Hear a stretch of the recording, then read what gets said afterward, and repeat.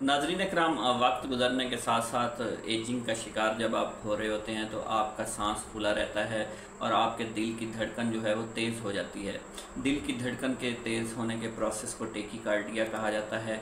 अगर आपका सांस बहुत ज़्यादा फूला रहता है तो उसको शार्टनेस ऑफ ब्रेथ कहा जाता है। ये दोनों बीमारियां जो हैं एक दूसरे से इंटरलिंक होती हैं, तो इसका इलाज जो है वो आपको बता देते हैं, मगर उससे पहले वजूहात जानने की कोशिश करते हैं कि टेकीकार्डिया क्यों होता है और शार्टनेस ऑफ ब्रेथ जो है वो क्यों हो जाती है। नाज़रीन कराम, अगर आप फीवर का शिकार हो चुके हैं या आप बहुत ज़्यादा एक्सरसाइज करते हैं, बहुत ज़्यादा जिम वगैरह कर रहे होते हैं, या किसी किस्म की डिप्रेशन का शिकार हो चुके हैं, या आपका बीपी जो है वो लो रहना शुरू हो जाता है, तो ऑक्सीजन लेवल कम होने की वजह से भी आपके दिल की धड़कन जो है वो तेज़ हो सकती है। आप टेकीकार्डिया का शिकार हो सकते हैं। तो अपने बीपी को नॉर्मल करने की कोशिश करें, बीपी को जो है वो रेगुलेट करने की कोशिश करें। लो है तो उसको रेगुलेट करें, प्रॉपर जो है वो ब्लड प्रेशर 80 और 120 पर लाने की कोशिश करें। और आप जो है वो ऑक्सीजन जो है उसके ऑक्सीजन बॉडी के ऑक्सीजन लेवल्स जो हैं वो मेंटेन रखने की कोशिश करें। आप टेकीकार्डिया से बच जाएंगे। अगर आप फीवर का शिकार हो चुके हैं, हाइपर थर्मिया का शिकार हो चुके हैं, तो उसको कंट्रोल करने की कोशिश करें। स्ट्रेस है लाइफ में तो उसको मैनेज करने की कोशिश करें, आप टेकीकार्डिया से बच जाएंगे। नाज़रीन कराम, इसी तरह शार्टनेस ऑफ ब्रेथ की बात कर लेते हैं, जिसको डेस्पनिया भी कहा जाता है, तो उस से भी आप जान छुड़ा सकते हैं। सबसे पहले तो अपने हार्ट की कंडीशंस को चेक करें कि अगर आपके हार्ट जो है प्रॉपर तरीके से काम कर रहा है, लंग की कंडीशन आपकी ठीक है, लंग्स भी आपके ठीक तरह से काम कर रहे हैं, तो आप इस बीमारी से बच जाएंगे, आपका सांस जो है वो नहीं फूलेगा।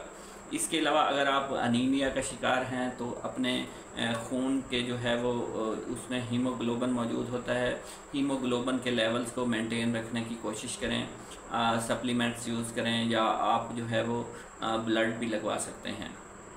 नाज़रीन इकराम, इलाज जो है वो बहुत ही आसान है। एक तो आपने डीपली जो है वो इनहेल कर लेना है। ऑक्सीजन लेवल अगर कम है तो ऑक्सीजन लेवल नॉर्मल होने की वजह से टेकीकार्डिया से भी आपकी जान छूट जाएगी। अगर आपका सांस फूला हुआ है तो उससे भी आपका ये मसला हल हो जाएगा। और प्रॉपर पोजीशन में आप सोने की कोशिश करें। प्रॉपर पोजीशन में जो अगर आप ऑफिस का काम करते हैं तो अपने पोस्चर को ठीक कर रखें, आप इस बीमारी से बच जाएंगे।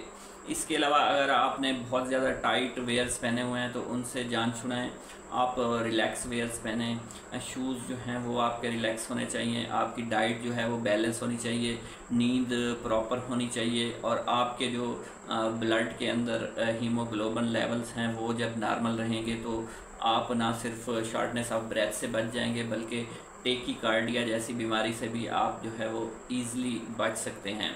नाज़रीन कराम, बैलेंस डाइट से मुराद ये है कि आपके खाने के अंदर बहुत ज़्यादा जो है वो कैलोरीज़ मौजूद ना हों, कैलोरीज़ कम से कम इस्तेमाल करें, वज़न को कंट्रोल करने की कोशिश करें, और ऐसे खाने को सिलेक्ट करें जिसके अंदर जो है वो सारे के सारे अज्जा, मिनरल्स, विटामिन्स मौजूद हों। ख़ुसूसन आप फलों और सब्ज़ियों का ज़्यादा इस्तेमाल कर सकते हैं।